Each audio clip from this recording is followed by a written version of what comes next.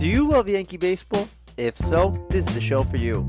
Welcome to Pinstripe Talk with your host, Nick Delahanty.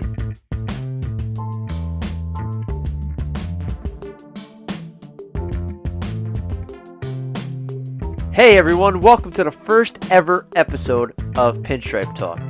As the name kind of gives away, this podcast is going to be dedicated to the New York Yankees. The latest news, updates, series information, you name it, we're going to discuss it.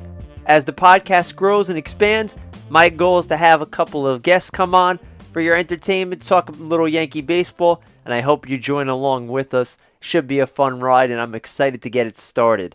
Now, for me, when I was sitting down thinking about a topic to talk about for the first podcast, there were different directions that I thought I could have went.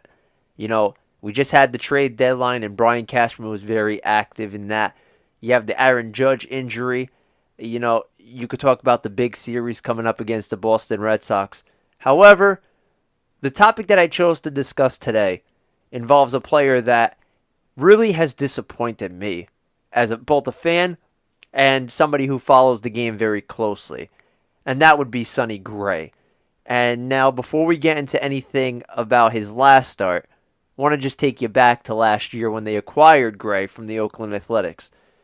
When Cashman made this deal, I thought that Gray was going to be the guy that was going to slide into the top end of the rotation and be that guy that could kind of go along with the likes of Luis Severino and Masahiro Tanaka.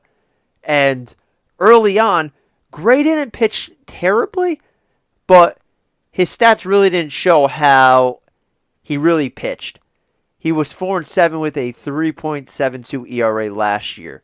And now, there was a couple of starts where Gray pitched well and the Yankees didn't hit for him. And obviously that happens. You know, you're not going to score a lot of runs every night. But going to this year, Gray has just been completely terrible. He's made 21 starts so far. He's 8-8 with a 5.56 ERA. He has failed to go at least 5 innings in 8 of his 21 starts. 8 of his 21. Now, to me, somebody with Sonny Gray type stuff shouldn't be pitching this poorly. Now, is it a bad fit in New York? Is he better in a small market? Who knows? However, the Yankees need to decide what they're going to do with Gray. And that decision has to come as soon as possible. They can't keep lingering on giving him a start every 5th day, not knowing what you're going to get. The last 3 starts prior to his terrible outing against the Orioles, it kind of looked like Gray was getting back on track a little bit. You had his July 11th start against the Orioles where he went 6, didn't allow a run, looked solid in that game. Then you had the game against the Mets. He was decent, 5 1/3, he allowed 2 runs. Nothing special, but as a Yankee fan and somebody who follows the Yankees, you would take that. And then his start against Kansas City, he went 5 strong, came out after 75 pitches. And remember, he got hit in the hand with a comebacker, probably a precaution to take him out. And then you look at that August 1st start, and everything just went back to where Sonny Gray was prior to those 3 starts. 2 2/3, 8 hits, 7 runs. He looked miserable out there on the mound. Now, the Yankees didn't help him at all defensively. You know, you had a couple of mishaps. Gleyber Torres not hustling on 2 different plays. Shane Robinson struggling in right field. However, Gray just looked like he was throwing batting practice. Very hittable. It seemed like the Orioles knew it was coming. And for a team that just sold away half of their talent, if not more, that's a lineup that I expected Sonny Gray to absolutely dominate. And he didn't.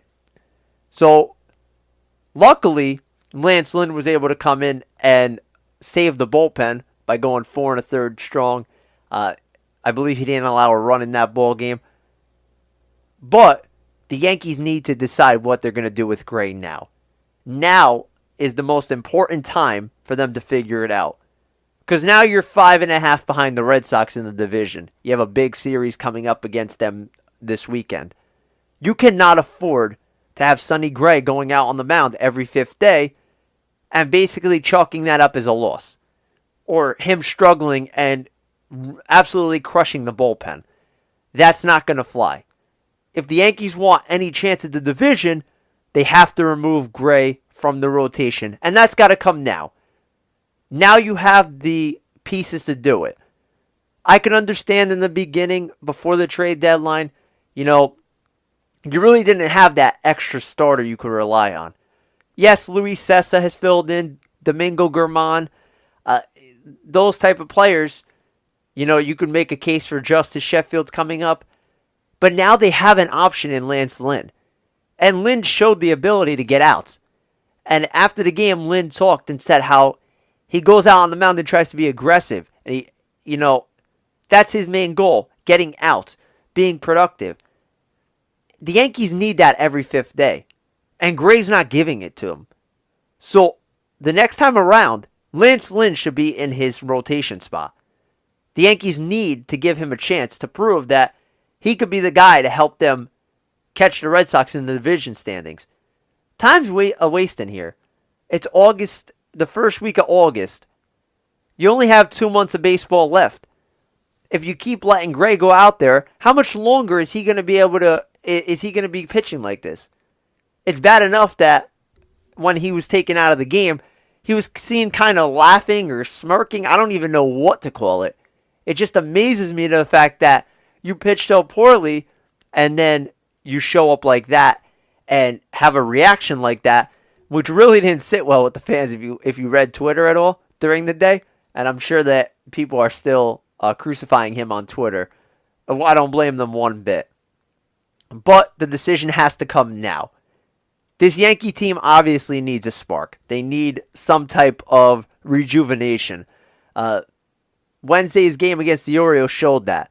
Lack of hustle. It seemed like they came out very sluggish, kind of like they were believed to have already won the game before they took the field. And unfortunately, that's not the case. No matter how good or bad your opponent is, baseball's a game where anything can happen on any given day. And the Orioles came out yesterday and were the better team. They were the better team for the majority of the game. Yes, the Yankees made a late push. Gleyber Torres homer in the ninth kept it close. But you cannot go out there and just expect to beat these under 500 teams. You have to get the job done. And that's going to end up deciding the division. The Yankees have struggled against the under 500 teams, especially the Rays and the Orioles. You cannot lose to those teams. Rebuilding teams that have basically set up their future by trading away their current assets, you need to get the job done. You have to have that same mentality like you're playing the Red Sox every day. It has to be, we need to win today, and we need to focus on today. It seemed like the Yankees were a little bit ahead of themselves thinking about the Boston series that's coming up. This team needs to regroup, and Aaron Boone needs to set a spark in that dugout somehow, some way. I don't know how he's going to do it. It's going to be a big test for Boone, who's a first-year manager, but it's got to be done. And if it's not done, the Yankees are going to find themselves in the wild card game, a game that they don't want to be in. Because like I said earlier, baseball's a weird game. It doesn't matter how good you are. It doesn't matter what you did over the first 162 games of the year. That game can go either way. And the Yankees saw that last year when Severino struggled in the first inning of that wild card game.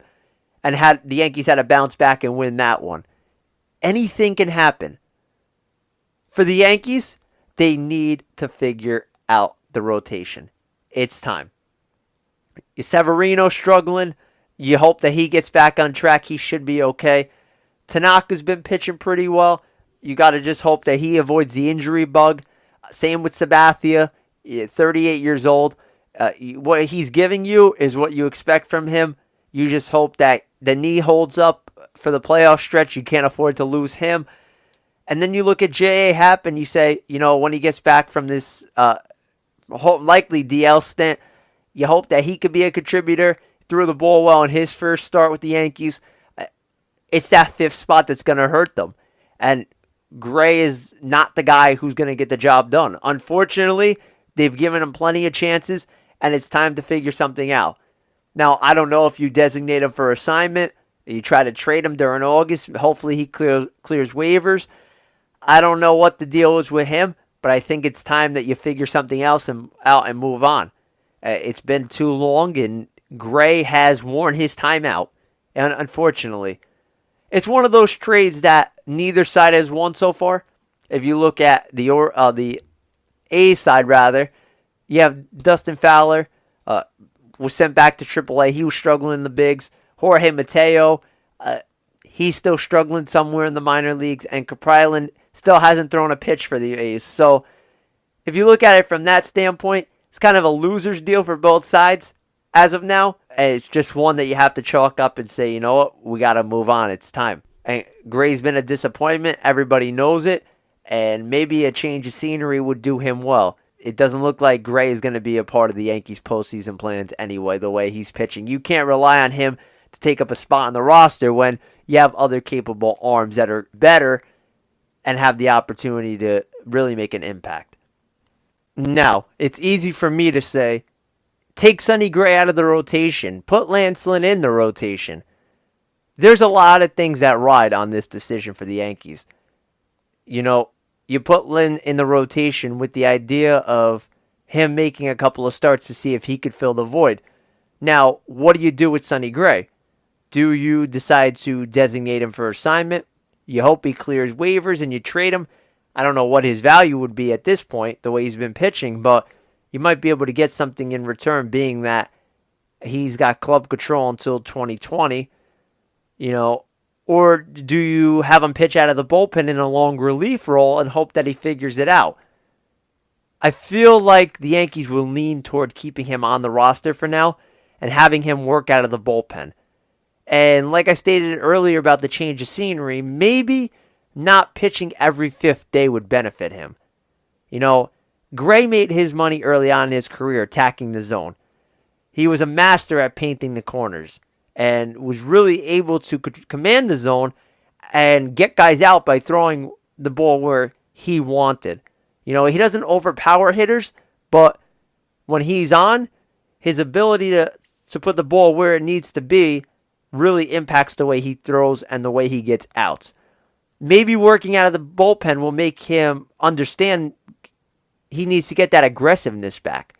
You know, Gray was never a guy in Oakland who was afraid to attack. Maybe out of the bullpen he realizes, you know, I'm not on a pitch count. I want to attack. I want to get as many guys out as possible. I want to help the team win. And he'll go back to attacking the zone. The Yankees can only hope that Gray figures it out. They're a lot stronger with Sonny Gray, the Sonny Gray they thought they were going to get from Oakland. Maybe over the next couple of weeks, Gray figures it out. Maybe he doesn't. Maybe he struggles out of the pen. You have to get rid of him anyway. But I think it's fair to say that they should give him a shot out of the pen, see if it could work out. You know, if you look at the other options in the minor leagues, you could throw Luis Sessa in there. You could even bring up Justice Sheffield if you want. But I feel like the Yankees don't want to rush Sheffield, and rightly so. You know, you could bring him up in September, bring him up, get his feet wet for the playoff run, have him throw out of the pen, keep his innings low.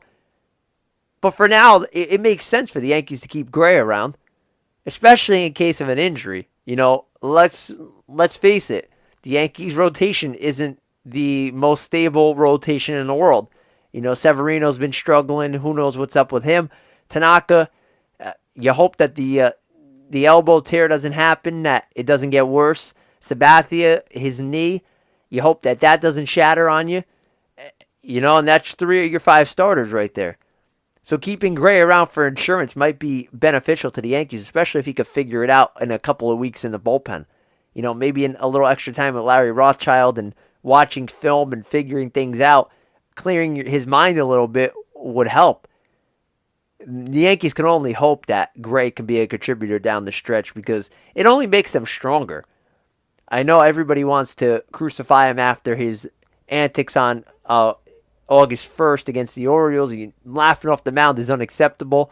And to me, I feel like it was more of a nervous type of I'm upset type of thing. It didn't come out that way, but I just feel like Gray's a competitor and doesn't find it funny the way he's pitching. I just think that it was taken out of context, and it was really just bad timing on his part. Not a great place to smile when you're getting booed on the field at Yankee Stadium.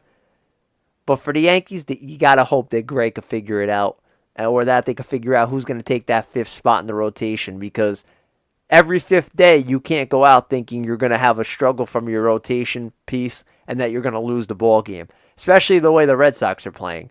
They basically win every single night. You cannot afford to lose games, especially against bad teams that are going to cost you, especially when you're fighting for the American League East Division crown. Now, we'll take a quick break, wrap it up when we come back here on Pinstripe Talk. We hope that you are enjoying the Pinstripe Talk Podcast. If you have something to say or would like to comment on something that you heard on our show, please feel free to contact us via social media. You could contact our host, Nick Delahanty, on Twitter by tweeting at Nick_Delahanty, or you could send us an email, pinstripetalk@gmail.com. We're back with the Pinstripe Talk Podcast. I'm your host, Nick Delahanty. Big weekend for the Yankees coming up against the Boston Red Sox. The Yankees must win at least 3 of these 4 games, if not sweep. They're really putting themselves against a wall. They need to make sure they capitalize against the team that they're chasing in the division, because if you lose this series, it's only going to make it harder to win the division. And like we talked about earlier, that wild card game is something that you want to try to avoid. Yankees really, really need to show up this weekend in Boston, and hopefully they get the job done. As we close out our first ever episode, just want to give a shout out to the Bronx Pinstripes team, currently a contributor for that website. A great website, great writers, a lot of awesome content coming from there. Make sure you follow at Bronx Pinstripes on Twitter. Go to www.bronxpinstripes.com. You could also follow me on Twitter at Nick_Delahanty. You can email the show if you have any questions or you want to contribute to the show. Go to pinstripetalk@gmail.com. That will wrap it up for our first ever episode of the Pinstripe Talk Podcast. I am your host, Nick Delahanty. Thank you for listening. Hope you tune in next time. See you then.